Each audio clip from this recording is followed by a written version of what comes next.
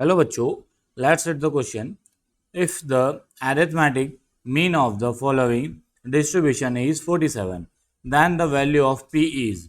हमें mean of the distribution given है 47 है और हमें p की वैल्यू फाइंड करना है, जिसमें जो हमारी ये टेबल है क्लास इंटरवल हमें गिवन है 0 से 20, 20 से 40, 40 से 60, 60 से 80 एंड 80 से 100 एंड हमें फ्रीक्वेंसी गिवन से 8, 15, 20, p और 5. हमें p की वैल्यू बताना है. सो p की वैल्यू क्या होगी हमारी, या तो 10 होगी, 11 होगी, ऑप्शन बी 11 है, ऑप्शन सी 13 है एंड ऑप्शन डी क्या है हमारा 12 है. अब देखते हैं हमारे p की वैल्यू क्या होगी. सबसे पहले हम बात करते हैं हमारे की कॉन्सेप्ट की. सो की कॉन्सेप्ट हम क्या यूज़ करेंगे, हम की कॉन्सेप्ट में यूज़ करेंगे मीन का फॉर्मूला. जो मीन जिसको हम एक्स बार से रिप्रेजेंट करते हैं वो होता है हमारा summation of F I x i upon में समेशन ऑफ एफ आई. ठीक है, इस फॉर्मूले का यूज़ करते हम क्वेश्चन को सॉल्व करेंगे. ये हमारा मीन का फॉर्मूला है. अब देखते हैं क्वेश्चन में हम क्या करेंगे, एक टेबल ड्रॉ करेंगे. ठीक है, तो टेबल हम ड्रॉ कर देते हैं. ये हमारी टेबल है. इसमें हमारा जो फर्स्ट जो कॉलम होगा इसको हम थोड़ा अलग इंक से देख लेते हैं, इसको रेड से कर दें. जो फर्स्ट कॉलम होगा उसको हम क्लास इंटरवल के नाम से बोलेंगे. ठीक है, सेकेंड वाला जो कॉलम होगा जो हमारा मिड वैल्यू होगा और उसको हम एक्स आई से रिप्रेजेंट करेंगे. और थर्ड कॉलम हमारा होगा फ्रीक्वेंसी जिसको हम एफ आई से रिप्रेजेंट करेंगे. एंड लास्ट कॉलम होगा वो एफ आई एक्स आई कहलाएगा. ठीक है, तब हमें क्लास इंटरवल क्या गिवन है ये देख लेते हैं. क्लास इंटरवल हमें क्या गिवन है, 0 से 20 है, तो ये 0 से 20, फिर हमें गिवन है 20 से 40, 40 से 60, 60 से 80 एंड 80 से 100.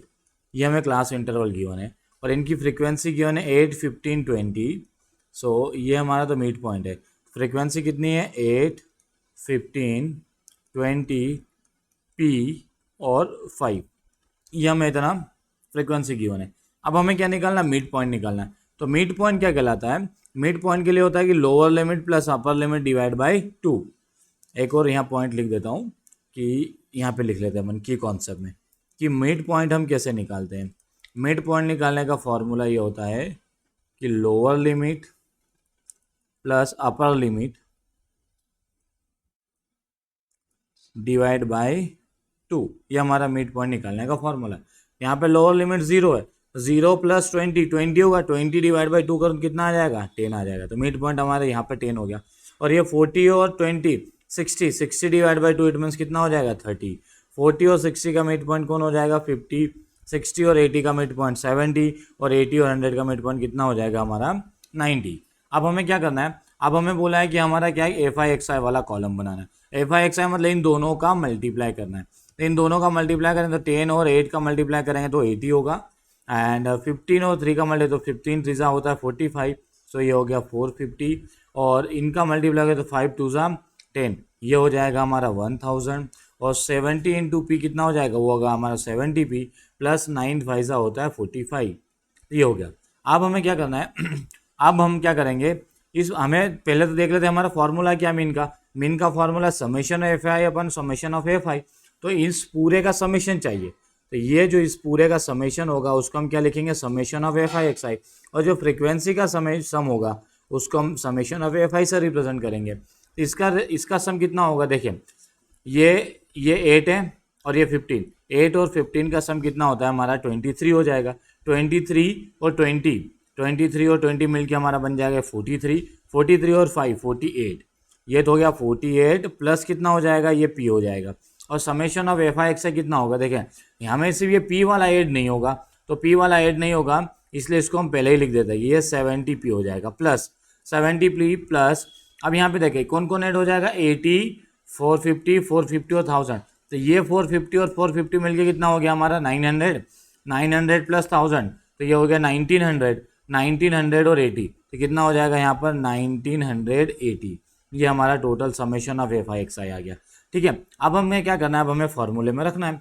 सो हमारा फॉर्मूला क्या कहता है, हमारा फॉर्मूला कहता है, चलो इसको नेक्स्ट स्लाइड में देख लेते हैं अपन. हमारा मीन का जो फॉर्मूला है वो था x bar equal to summation of F I x i upon में समेशन ऑफ एफ आई. और एक्स बार की वैल्यू हमें गिवन थी कितना, मीन हमें गिवन था कितना है, वो 47 है.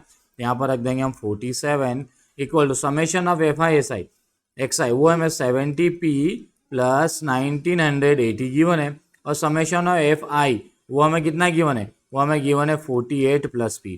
अब ये जाएगा इधर RHS में LHS में, तो हो जाएगा 47 into 48 plus p equal to कितना हो जाएगा, इक्वल टू हो जाएगा हमारा 70p प्लस 1980।